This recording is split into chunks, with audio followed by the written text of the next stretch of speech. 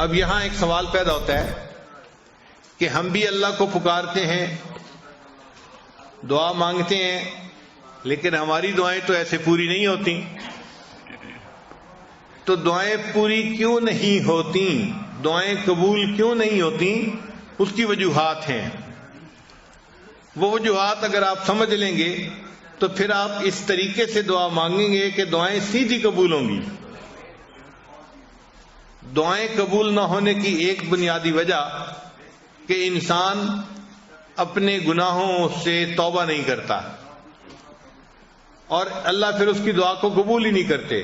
ہم گھروں میں دیکھتے ہیں جو بچہ پڑھائی اچھی کرتا ہو، اچھا گریڈ لیتا ہو، ماں باپ کی فرما برداری کرتا ہو، اگر یہ بچہ کبھی کوئی چیز مانگے تو آدھا کہے ہم اس کو چیز لے کے دے دیتے ہیں. اور جو بچہ ضدی ہو، ماں باپ کا نافرمان ہو اور گریڈ بھی اچھے نہ آتے ہو اور ماں باپ کو پریشان کرتا ہو، یہ بچہ اگر کہے نا کہ مجھے فلاں لینا ہے، باپ سنی انسنی کر دیتا ہے. اسی طرح جو بندہ اللہ کے نافرمانیاں کرتا ہے، اللہ اس کی سنی انسنی فرما دیتے ہیں. تو پہلی وجہ دعائیں قبول نہ ہونے کی اپنے گناہ ہیں.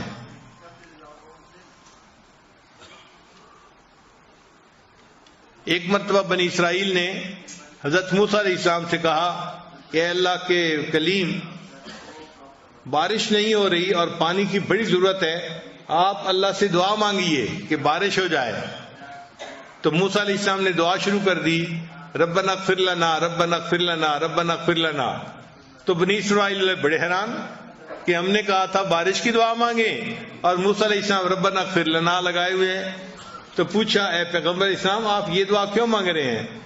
انہوں نے فرمایا اس لیے کہ جب اللہ تعالیٰ کسی بندے کی بخشش فرما دیتے ہیں تو اس کی تمام مرادوں کو بھی پورا فرما دیتے ہیں.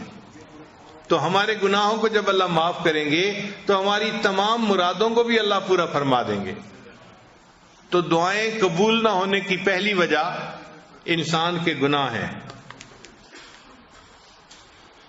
اس لیے جو بندہ حرام کپڑے پہنتا ہے، حرام مال کھاتا ہے، وہ اگر بیت اللہ کے ساتھ لپٹ کے بھی دعا مانگے تو حدیث میں آتے ہیں اللہ اس کی دعا کو قبول نہیں فرماتے. وہ ملبسہ حرام، اس کا لباس حرام کا تھا، اس کا کھانا حرام کا تھا، اس کی دعا کو کیسے قبول کیا جاتا؟ تو حرام مال جس میں سود شامل ہو، جس میں لوگوں کا حق شامل ہو، تو ایسا حرام مال جو ہے اس والے بندے کی دعا قبول نہیں ہوتی. تو ہمیں چاہیے کہ ہم حلال کا اہتمام کریں تاکہ ہمارے اٹھے ہوئے ہاتھوں کو اللہ قبول فرما لے. اور ایک تیسری وجہ بھی ہے کہ اللہ تعالیٰ کئی مرتبہ بندے کی دعا کو فوری قبول نہیں کرتے، صرف یہ دیکھنے کے لیے کہ یہ میرا بندہ پکا ہے یا کچا ہے. دیکھیں ہم بازار میں جاتے ہیں نا تو مٹی کے برتن خریدتے ہیں تو لوگ اس کو ٹھونک بجا کے دیکھتے ہیں کہ پکا ہے یا کچا. بتائیں کہ چند کو آچے کا برتن ہے، اس کو بھی دیکھ رہے ہیں پکا ہے یا کچا. تو اللہ نے بندے کو اپنی جنتیں عطا فرمانی ہوتی ہیں، اللہ بھی بندے کو دیکھتے ہیں کہ بندہ پکا ہے یا کچا. تو اگر ایک دفعہ دعا مانگی قبول نہیں ہوئی تو پھر مانگے، قبول نہیں ہوئی تو پھر مانگے. ہم اپنے گھر میں نہیں دیکھتے، چھوٹا بچہ ماں سے کوئی چیز مانگتا ہے تو شروع میں ماں کہہ دیتی ہے میں نے نہیں دینی، تو وہ چپ نہیں ہو جاتا، وہ پھر امی کا جو ہے وہ دامن پکڑ لیتا ہے اور رونا دھونا شروع کر دیتا ہے. اس کو احساس نہیں ہوتا کہ میرے دائیں کون ہے، بائیں کون ہے، کون دیکھ رہا ہے، کون سن رہا ہے. وہ سب سے بے نیاز ہو کے بس اپنی امی کے لپٹ جاتا ہے اور مانگ رہا ہے امی دے دیجئے دے دیجئے دے دیجئے. وہی ماں جس نے تھوڑی دیر پہلے نہ کی تھی پھر اس بچے کو بالآخر کہتی ہے کہ اچھا رو نہیں، میں تمہیں دے دیتی ہوں. تو جس طرح بچہ رونا دھونا کرتا ہے ماں فیصلہ بدل دیتی ہے، بندہ جب اللہ کے دربار پہ آ کے رونا دھونا کرتا ہے اللہ تعالیٰ بھی اپنے فیصلے کو بدل دیتے ہیں اور بندے کی دعا کو قبول فرما لیتے ہیں. کئی دفعہ دعا مانگتے ہوئے انسان کو دعا مانگنے کا سلیقہ نہیں آتا ہوتا. ہم دعا ایسے مانگتے ہیں جیسے کسی کو کام ذمہ لگا رہے ہوتے ہیں. صبح صبح افسر آتے ہیں نا دفتر میں تو وہ کام ذمہ لگاتے ہیں، انجینئر کو کہتے ہیں آپ یہ کر لینا، سپروائزر کو کہتا ہے یہ کر لینا، اکاؤنٹس والے کو کہتا ہے کہ اس کام کو دیکھ لینا، سیکورٹی والے کو کہتے ہیں تم اس کام کو دیکھ لینا، وہ کام ذمے لگا رہا ہوتا ہے۔ ہم بھی دعائیں اسی طرح مانگتے ہیں جیسے اللہ کے ذمے لگا رہے ہیں کام۔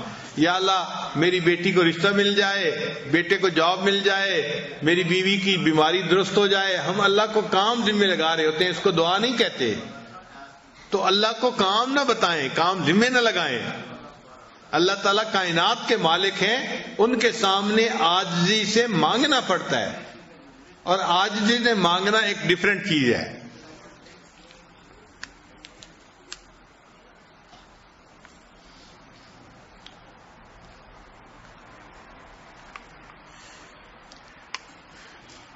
اور کئی مرتبہ دعا مانگنے والا دعا تو مانگ رہا ہوتا ہے مگر دل میں غفلت ہوتی ہے، دل میں غفلت ہوتی ہے، اور دل کی غفلت کی وجہ سے اللہ اس کی دعا کو قبول نہیں کرتے۔ چنانچہ حضرت موسیٰ علیہ السلام ایک دفعہ جا رہے تھے، حدیث پاک میں ہے، ایک چرواہا بڑا مانگ رہا تھا اللہ سے دعا،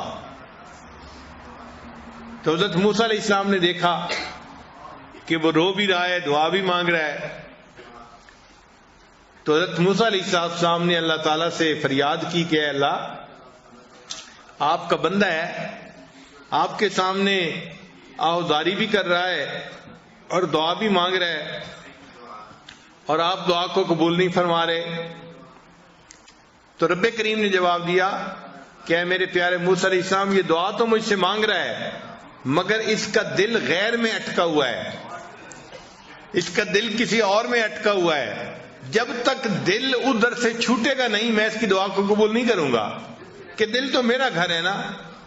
تو بجائے اس کے کہ دل میں مجھے بساتا، اس نے دل میں کسی مخلوق کو گھسا لیا ہے، اس لیے دعا قبول نہیں ہوتی۔ تو حضرت موسیٰ علیہ السلام نے چرواہے کو بتایا، چرواہے نے اس سے توبہ کی اور اللہ نے اس کی دعا کو قبول فرما لیا۔ اب ہماری دعا کی قبولیت کئی مرتبہ یہ بھی ہوتی ہے دیر اس میں کہ دل اٹکا ہوا ہوتا ہے۔ نوجوان لوگ ہیں، کسی کا دل اے میں اٹکا ہوا ہے، کسی کا دل بی میں اٹکا ہوا ہے، کسی کا دل سی میں اٹکا ہوا ہے۔ تو جب دل غیر میں اٹکا ہوا ہو تو پھر اللہ تعالیٰ اس کی طرف توجہ نہیں فرماتے کہ تم نے میرے گھر پر غیر کو قبضہ دے دیا اور غیر کو گھسا لیا، میں تمہاری بات ہی نہیں سنتا۔ تو ہمیں چاہیے کہ ہم اپنے دل کو اللہ کے لیے خالص کر کے پھر اللہ سے دعا مانگیں۔ اور کئی مرتبہ ایسے بھی ہوتا ہے کہ انسان دعا مانگتا ہے اور دل میں شیطان وسوسہ ڈال رہا ہوتا ہے کہ تیری دعا قبول نہیں ہونی، تو بڑا ہی گناہگار ہے، بڑا ہی خطا کار ہے، تیری دعا کہاں قبول ہونی ہے، تو جتنے پانی میں ہے وہ تو جانتا ہے۔ تو شیطان کے اس وسوسے کی وجہ سے بندہ سمجھتا ہے کہ میری دعا قبول نہیں ہونی، تو جب یہ گمان کرتا ہے کہ قبول نہیں ہونی تو دعا قبول نہیں ہوتی۔ اب ایسا وسوسہ اگر شیطان دل میں ڈالے تو شیطان کے اس وسوسے کو رد کریں۔ شیطان دل میں ڈالے گا تیری دعا قبول نہیں ہوگی، آپ اپنے دل کو سمجھائیں کہ آج کی رات جس مجمع میں میں آپ پہنچا ہوں یہاں تو میری دعا ضرور قبول ہوگی، ضرور یہ جواب دیں آگے سے۔ آپ غور کریں کہ اللہ نے شیطان کی دعا کو قبول کر لیا تھا جبکہ شیطان نے سجدہ نہیں کیا تھا، اور یہاں جتنے لوگ بیٹھے ہیں یہ تو عشاء اور تراویح کے کتنے سجدے کر چکے ہیں، اتنے سجدے کرنے کے بعد اگر یہ دعا مانگیں گے تو ان کی دعا کیوں نہیں قبول ہوگی؟ تو شیطان بدبخت کو جواب دیں کہ مردود تو نے تو سجدہ نہیں کیا تھا، اللہ نے پھر بھی تیری دعا کو قبول کر لیا، میں تو اتنے سجدے کر کے اللہ کے گھر میں بیٹھا ہوں، میری دعا اللہ قبول کیوں نہیں کریں گے؟ اور اس کو پھر یہ بھی جواب دیں کہ دیکھیں اللہ نے تو تمہیں اپنے دربار سے دھتکار دیا تھا، فخرج منہا، نکل جا یہاں سے، تو تجھے تو گھر سے نکال دیا تھا، پھر اللہ نے تیری دعا کو قبول کر لیا، اور مجھے تو اللہ نے گھر سے نکال کے اپنے گھر میں پہنچا دیا ہے، میں تو اللہ کے گھر میں بیٹھا ہوا ہوں، تو گھر میں بیٹھے کی دعا اللہ کیوں نہیں قبول فرمائیں گے؟ تو اس لیے شیطان اگر یہ وسوسہ ڈالے تو اس کو جواب دیں کہ بدبخت تیری دعا قبول ہو گئی تھی تو میری یقیناً قبول ہوگی، میں تو کلمہ پڑھنے والا ہوں، میں تو اللہ سے محبت کرتا ہوں، مان لیا کہ میرا نفس جو ہے مکار ہے اور تو میرے نفس کو گناہوں پہ ابھار دیتا ہے اور میں گناہ کرتا ہوں، لیکن میں اس پر نادم ہوں، شرمندہ ہوں، اس لیے تو میں اللہ سے معافی مانگنے کے لیے آیا بیٹھا ہوں۔ تو اللہ تعالیٰ کسی بندے کی دعا کو رد نہیں فرمائیں گے، یقیناً دعاؤں کو اللہ قبول کرے گا۔ اللہ اکبر، لا الہ